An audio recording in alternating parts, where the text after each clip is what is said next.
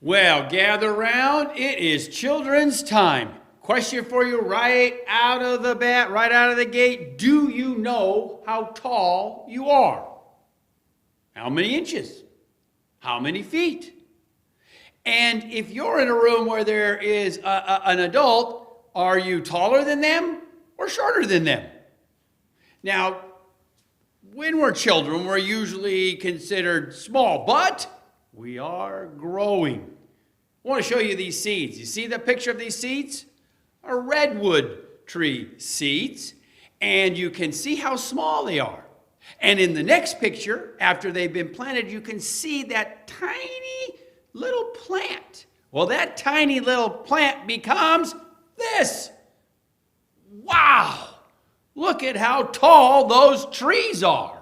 Now, we here in the Bay Area in California, we don't have to drive very far to see some of these wonderful, beautiful, majestic coastal redwoods. Well, to be honest with you, I can look out both windows and see some redwood trees here at Holy Trinity. They're magnificent.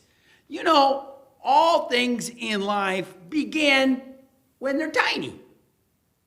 And then there's a miracle that those tiny things grow and they become something large, tall, magnificent.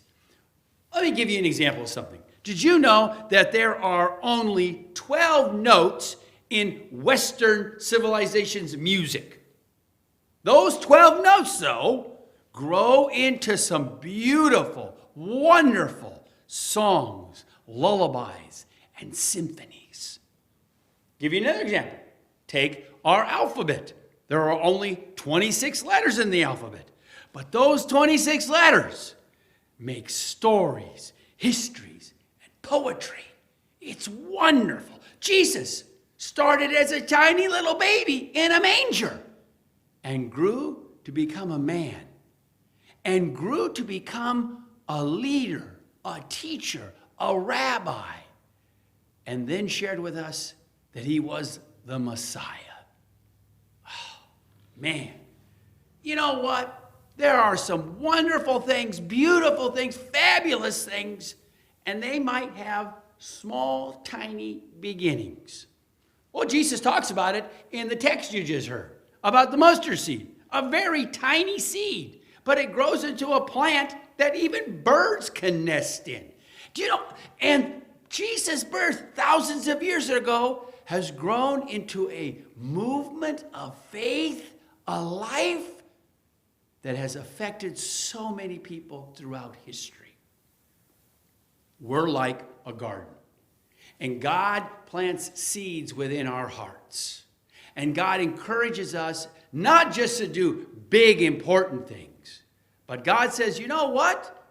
Anything that you do, if it's done in love and kindness, small or large, is important. So when we tell someone that we love them, that we care for them, that we're praying for them, when we stand up for someone, when we make friends with someone, those can be small acts. Those can be mighty big acts.